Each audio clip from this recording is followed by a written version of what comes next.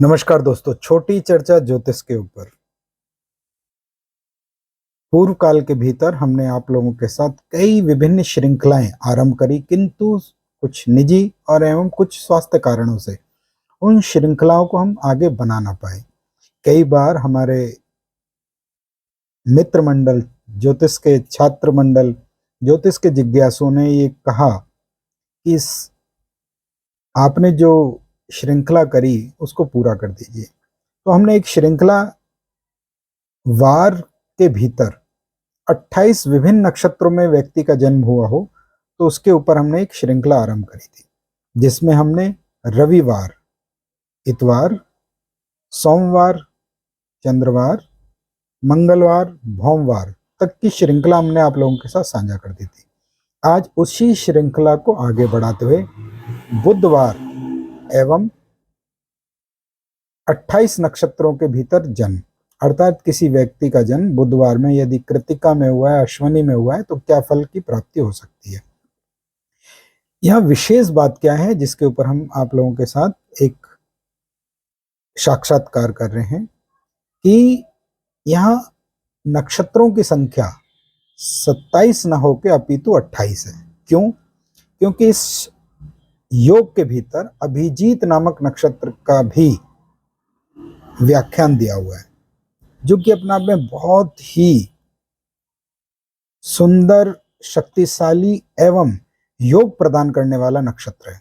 तो इसी कारण से यहाँ अभिजीत नक्षत्र को भी सम्मिलित कर लिया गया है और अभिजीत के कारण से 28 नक्षत्रों की श्रृंखला बनती है।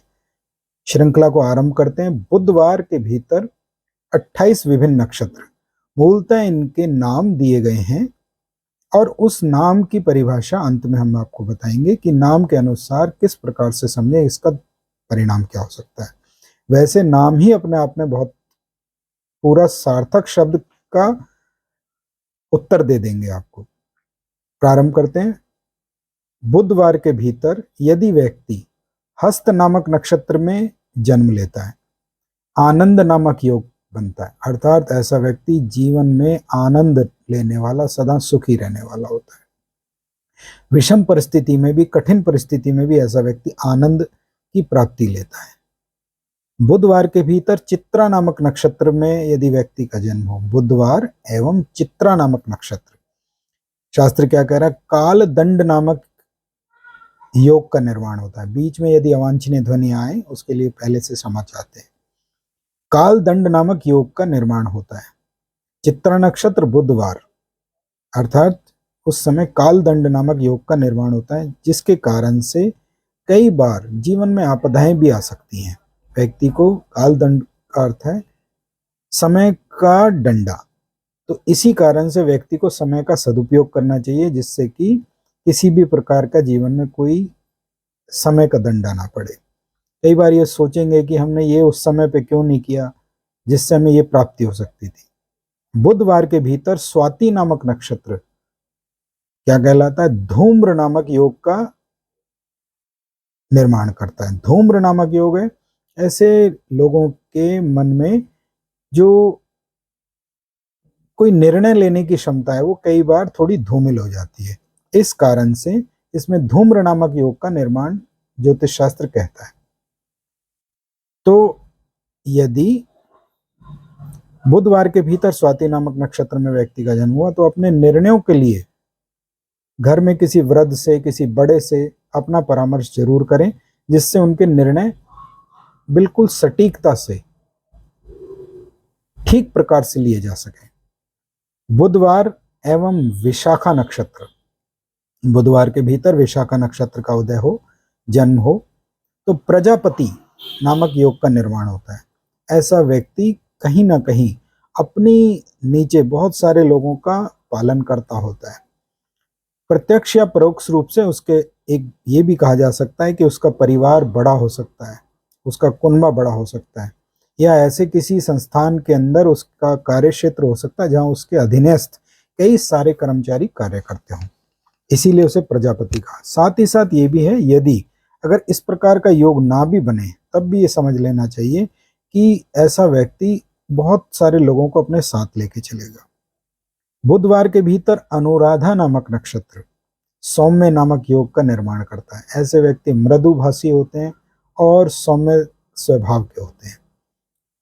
सौम्यता से ही इनके जीवन में अत्यधिक लाभ प्राप्ति होती है। बुधवार के भीतर ज्येष्ठा नामक नक्षत्र अर्थात बुधवार एवं ज्येष्ठा नक्षत्र ध्वांश नामक योग का निर्माण करता है। ध्वांश मूलतः थोड़े से कर्कश कहे गए हैं और इनकी वाणी कई बार चुभ सकती है। मूलतः ध्वांश में 2 घंटे पहले के खराब हैं, अर्थात जब ध्वांश नामक योग में जन्म हो तो प्रारंभ में अर्थात ज्येष्ठा नक्षत्र लगा हो उसी समय के जो प्रारंभ के 2 घंटे में यदि व्यक्ति का जन्म हुआ वो थोड़े से ध्यान रखने वाले होते हैं, और इसके बाद का जो जन्म है वो घटती संख्या में खराब हो सकता है, अर्थात पहले ज्यादा खराब है फिर बाद में थोड़ा कम खराब है। लेकिन ध्वांश नामक योग से ये जरूर है कि इनकी बातें थोड़ी सी कटाक्षपूर्ण हो सकती हैं। आलोचक के लिए ये योग बड़ा ही लाभकारी रहेगा, लेकिन इस बात के लिए इनको ध्यान रखना चाहिए कि बातों को संतुलित करके रखें, अन्यथा कहीं नुकसान हो सकता है। बुधवार मूल नक्षत्र ज्येष्ठा के बाद आया बुधवार एवं मूल नक्षत्र ध्वज नामक योग का निर्माण करता है। इनकी कीर्ति पताकाएं दूर दूर तक फैल सकती हैं। ऐसे व्यक्ति अपने प्रचार प्रसार के काम में भी जुड़ के काम कर सकते हैं। बुधवार पूर्वाषाढ़ा नामक नक्षत्र में व्यक्ति का यदि जन्म हुआ, श्रीवत्स नामक योग में व्यक्ति का जन्म होता है। ऐसे एक प्रकार से भगवान विष्णु को श्रीवत्स या उनके द्वारा आशीर्वाद प्राप्त व्यक्तियों को श्रीवत्स कहा गया है। लक्ष्मी के पुत्र हैं ये, इसीलिए उसको श्रीवत्स कहा गया है, या भगवान विष्णु का इन पे स्नेह है इसीलिए श्रीवत्स का है। बुधवार पूर्वाषाढ़ा श्रीवत्स नामक योग। बुधवार उत्तराषाढ़ा, एक में श्रीवत्स आए लेकिन दूसरे में वज्र नामक योग का निर्माण हुआ, अर्थात ऐसे व्यक्ति अचानक से ही बरस पड़ेंगे, किसी भी घटना के ऊपर अपना रोष प्रकट कर सकते हैं।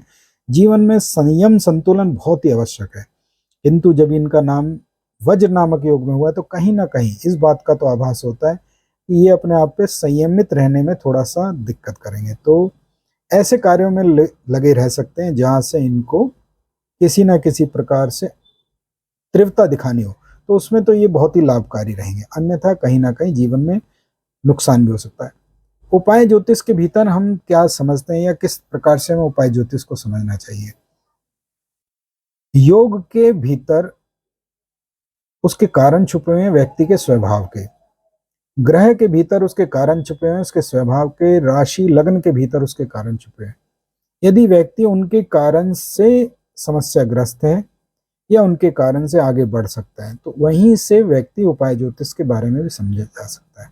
आने वाले खंडों में उपाय ज्योतिष के ऊपर भी हम आप लोगों के साथ पूर्णतः विचार करेंगे। बुधवार और अभिजीत नक्षत्र अर्थात श्रवण से पहले और उत्तराषाढ़ा के बाद छोटी सी अवधि का नक्षत्र है, किंतु बड़ा ही लाभकारी होता है। लेकिन ये कभी लाभकारी हो भी सकता है और कभी ये लाभकारी ना भी हो।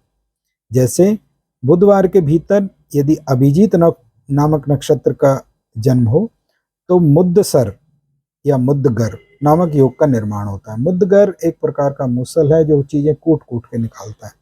ऐसे व्यक्ति किसी न किसी चीज के ऊपर अपने हटी बनाए रखते हैं और उसमें कुछ ना कुछ इस प्रकार से निकालने की कोशिश करेंगे जिससे लोगों को लाभ की प्राप्ति हो सके। एक प्रकार का व्यायाम करने का उपकरण भी है।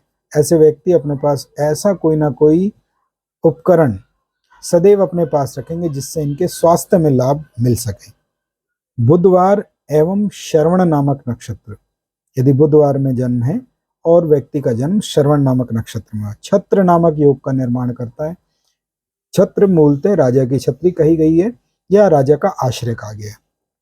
प्रत्यक्ष रूप से परोक्ष रूप से इन लोगों को कहीं ना कहीं एक प्रकार की राजकीय सहायता प्राप्त होती है, या ऐसा भी समझना चाहिए इनका छत्र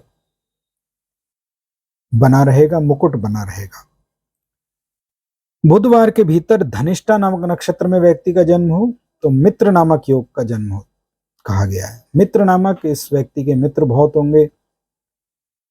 अगर मित्र को मित्र तक ही रखें तो व्याख्या अधूरी रह जाएगी, मित्र को थोड़ा और व्याख्यात करते हैं। तो अभी आप ये देखिए, हर कार्यालय के भीतर एक जनसंपर्क अधिकारी भी नियुक्त किए जाते हैं जिनका कार्य ही लोगों के लिए अपने कार्यालय के प्रति रुझान उत्पन्न करना है। मान लीजिए यह देखने को मिले कि धनिष्ठा नामक नक्षत्र में व्यक्ति का जन्म हुआ है बुधवार को और वो मित्र नामक योग बना उनका। ऐसे व्यक्ति बहुत ही अच्छे पीआरओ हो सकते हैं, अर्थात जनसंपर्क अधिकारी हो सकते हैं। हर व्यवस्था को भी, अपनी व्यवस्था को लोगों के सामने प्रदर्शित करने के लिए भी ऐसे लोग चाहिए होते हैं जो जिनकी भाषा, वार्तालाप, जिनका प्रभाव दूर दूर तक जाए। तो अक्सर विभाग भी जनसंपर्क अधिकारी रखते हैं, राजनीतिक दल भी जनसंपर्क अधिकारी रखते हैं, एवं बड़े बड़े कार्यालय भी जनसंपर्क अधिकारी रखते हैं। बुधवार और शतभिषा नामक नक्षत्र, मानस नामक योग का जन्म होता है। नक्षत्र बड़ा भारी है, शतभिषा है, किंतु उसके उपरांत भी मानस नामक योग का निर्माण कर रहा है। मानस अर्थात मानवीय संवेदनाएं भरी रहेंगी और व्यक्ति किसी न किसी प्रकार से लोगों की सहायता कर सकता है। बुधवार पूर्वा भाद्रपद नक्षत्र, पद्म नामक योग बनता है। पद्म का अर्थ हुआ जिसके पांव के अंदर चिन्ह हो, और मूलतः ये कमल का भी प्रतीक है, अर्थात लक्ष्मीपति होंगे, पद्म सुशोभित होंगे।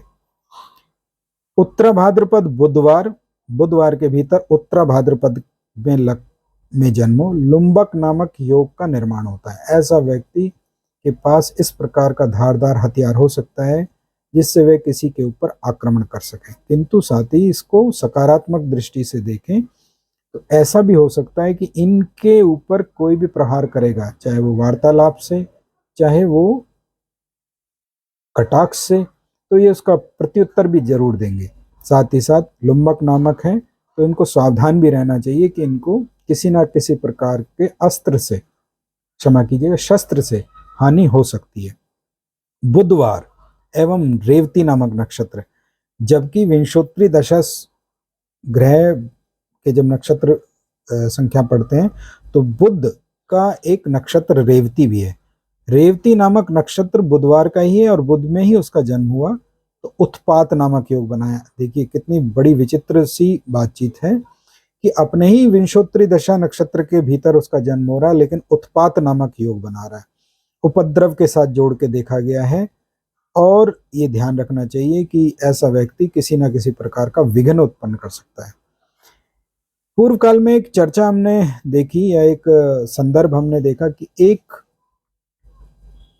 व्यक्ति, इकाई किसी के ऊपर कोई बात कह दे और उस बात के कारण से अचानक ही किसी व्यक्ति की छवि, किसी विभाग की छवि, किसी कार्यालय की छवि गिर जाए।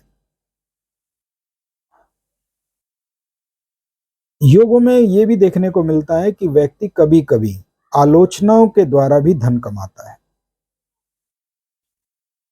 एक इकाई का इसके अंदर हानि हो गई, आर्थिक हानि हो गई, किंतु उस व्यक्ति की अपनी प्रतिष्ठाएं कहां से कहां पहुंच गई कि ये इस प्रकार का कार्य करते हैं। ये अगर किसी के बारे में नाम ले दें तो वो इकाई संशय के भीतर आ जाएगी। इसीलिए ज्योतिष में हर तत्व का अपने आप में बहुत महत्व है। हम उसे कैसे पहचाने, इस बात का ध्यान रखना चाहिए। बुधवार अश्वनी नामक नक्षत्र मृत्यु नामक योग का निर्माण करता है। इनके कार्य बहुत जल्दी भुला दिए जाएंगे। ऐसे व्यक्तियों को ऐसे किसी भी चीज की उम्मीद ना रखें, ऐसे किसी भी घटना की उम्मीद ना रखें, अपने बारे में इस प्रकार का भ्रम ना पालें कि लोग बहुत देर तक हमें याद रखेंगे। किंतु यदि इसी से उभरना हो तो इसी प्रकार का ही सोच के कार्य करें कि लोग हमें जल्दी भुला ना दें, इसलिए हम ऐसे कार्य करें जिससे कि वो चिर स्मृति में बने रहें। बुधवार एवं भरणी नामक नक्षत्र काण नामक योग का निर्माण करता है, अर्थात ऐसा व्यक्ति एक आंख से समस्याग्रस्त हो सकता है, या इसको ज्योतिषीय दृष्टिकोण से या व्याख्यात्मक दृष्टिकोण से देखें तो ऐसा व्यक्ति एक ही दिशा में सोचने वाला, देखने वाला हो सकता है। दूसरा पक्ष उसको सूझता ना हो, समझता ना हो, वो केवल एक ही पक्ष के बारे में विचार करे, तो वह काण नामक योग का निर्माण कराया। बुधवार कृतिका नामक नक्षत्र सिद्धि नामक योग का निर्माण करता है। ऐसे व्यक्ति का कार्य सिद्ध होगा और सफलताएं उनको प्राप्त होंगी। बुधवार के भीतर रोहिणी नामक नक्षत्र में व्यक्ति का यदि जन्म है बुधवार रोहिणी नक्षत्र, तो शुभ नामक योग का जन्म होता है। शुभ का अर्थ शुभ ही है, सफलताएं, प्रगति, शुभताएं इसमें निरंतर भरी रहेंगी। बुधवार और मृगशिरा नामक नक्षत्र, अमृत नाम का योग बनता है। ऐसे व्यक्ति के कार्य चिरकाल तक याद किए जाएंगे, स्मृति में रखे जाएंगे, इस प्रकार का इसमें निर्माण होता है। बुधवार एवं आद्रा नामक नक्षत्र, मूसल और मुदसर दो प्रकार के हमने उपकरण बताए थे। आद्र नक्षत्र में यदि बुधवार में जन्म हुआ है तो मुसल नामक योग का निर्माण होता है। क्षमा कीजिएगा, मुसल बहुत सारी चीजों से लाभ भी दे सकता है, कूट कूट के नई चीजें निकाल भी सकता है, लेकिन उसी से किसी के द्वारा हानि भी पहुंचाई जा सकती है। तो इस बात का ध्यान रखिए, यदि बुधवार के भीतर किसी व्यक्ति को मुसल नामक योग में, क्षमा कीजिएगा, बुधवार को यदि किसी व्यक्ति का जन्म आद्रा नामक नक्षत्र में हुआ हो तो वो थोड़े जल्दी ही उग्र हो सकते हैं और अपना हथियार, अपना शस्त्र अस्त्र प्रयोग कर सकते हैं।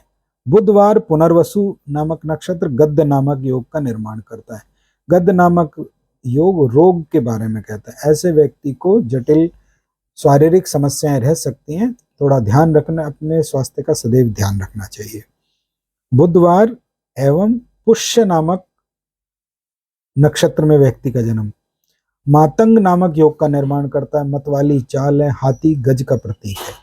इन व्यक्तियों को कोई किसी के आरोप से, प्रत्यारोप से कोई बहुत ज्यादा प्रभाव नहीं पड़ता, अपनी ही दिशा में आगे निरंतर बढ़ने वाले लोग हैं। बुधवार एवं आश्लेषा नामक नक्षत्र राक्षस नामक योग का निर्माण करता है। यहाँ राक्षस को ऐसे ना समझे किसी भी प्रकार से कि कोई दो सींग ऊपर लगा के बैठा हुआ है, अपितु ये समझना चाहिए जो अपनी रक्षा करना जानता है, प्रतिरक्षा करना जानता है, वह भी उसके अंदर एक तत्व है।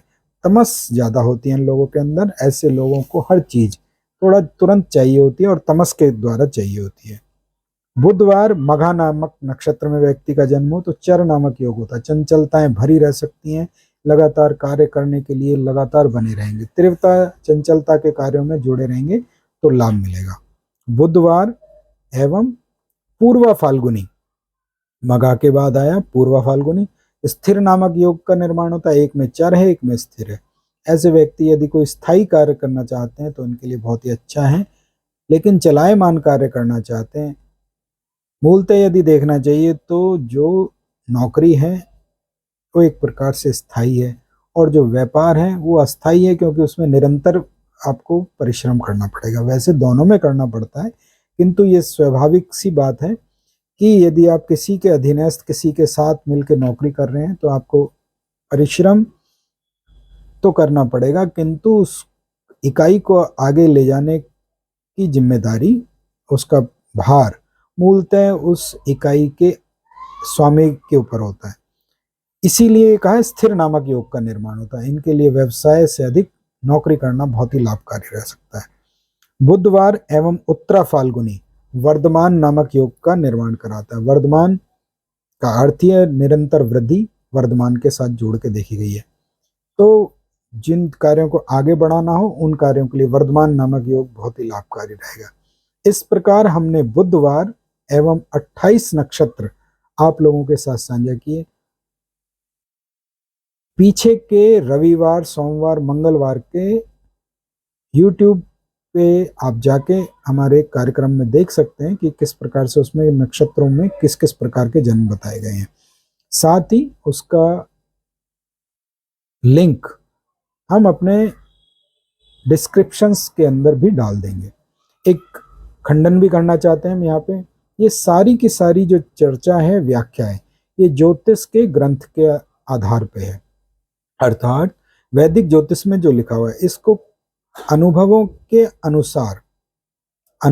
अनुसार निरंतर बदलाव का, परिवर्तन का संकेत माना जाता है। मूल बातें सदैव वही रहेंगी, लेकिन समय, देश, काल, वातावरण, पात्र के अनुसार इनके भीतर भी परिवर्तनीय चीजें देखी गई हैं। इसी को अंतिम सत्य ना माने, अपितु इससे जो लाभकारी घटनाएं आपके लिए मिल रही हैं उनसे लाभ लें, और यदि कोई घटना या कोई कार्य ऐसा लगता है कि ये हमारे लिए हानिकारक रह सकता है तो उससे सचेत रहें। ज्योतिष भाग्य बदलने की प्रक्रिया नहीं है, अपितु अच्छे भाग्य के निर्माण में आपको सहायता देने के परामर्श के लिए प्रयोग किए जाने वाला शास्त्र है। मैं ऐसा समझता हूं कोई भी ज्योतिषाचार्य, ये मेरी अपनी व्याख्या है, मैं क्षमा चाहता हूं उसके लिए, कि कोई भी ज्योतिषाचार्य किसी दूसरे व्यक्ति का भाग्य नहीं बदल सकता, अपितु वे केवल उसका मार्गदर्शन परामर्श कर सकते हैं जिसके द्वारा उसका भाग्य परिवर्तन की तरफ वह स्वयं ले जा सकता है। इसीलिए ज्योतिष की चर्चा में जो हमने योग आपके साथ साझा किए, ग्रहों की श्रृंखलाओं को हम आपके साथ साझा कर रहे हैं, उनमें आप ये देखिए कि क्या आपके लिए लाभकारी है और किन वस्तुओं से, तत्वों से, घटनाओं से, जीवन शैलियों से आपको बचना है, जिससे कि आप निरंतर प्रगति की तरफ अग्रसर हो सके। व्यक्तिगत परामर्श के लिए मेल के माध्यम से हमसे संपर्क कर सकते हैं। चैनल यदि अच्छा लगता है तो उसे लाइक कर सकते हैं, सब्सक्राइब कर सकते हैं, शेयर कर सकते हैं, एवं जो साथ में जो एक घंटी है बेल आइकॉन, उसे दबा के नवीनतम कार्यक्रमों की जानकारी के लिए भी आप अपडेट रह सकते हैं। धन्यवाद। प्रोग्राम को पूरा देखिएगा।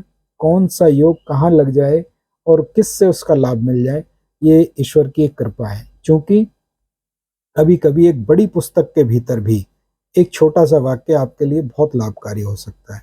इसीलिए यदि आप परामर्श के कार्य क्षेत्र में हैं तो भी देखिए, और यदि आपको ऐसा लगता है कि आप किसी को आगे चल के कोई परामर्श दे सकते हैं तो भी प्रोग्राम को, कार्यक्रम को पूरा देखिए। खंड में कई सारी चीज़ें आपको बहुत ही लाभकारी मिल सकती हैं, और जो आपके लाभ में नहीं है उसको ग्रहण ना कीजिए। धन्यवाद। अपना ध्यान रखिए। इसी प्रकार से आज हमने इस चर्चा को पूर्ण किया। इसके बाद बृहस्पति, देवगुरु बृहस्पति और उसके कारक तत्वों को हम जल्दी आप लोगों के साथ साझा करेंगे। प्रणाम। अपना ध्यान रखिए। खुश रहिए।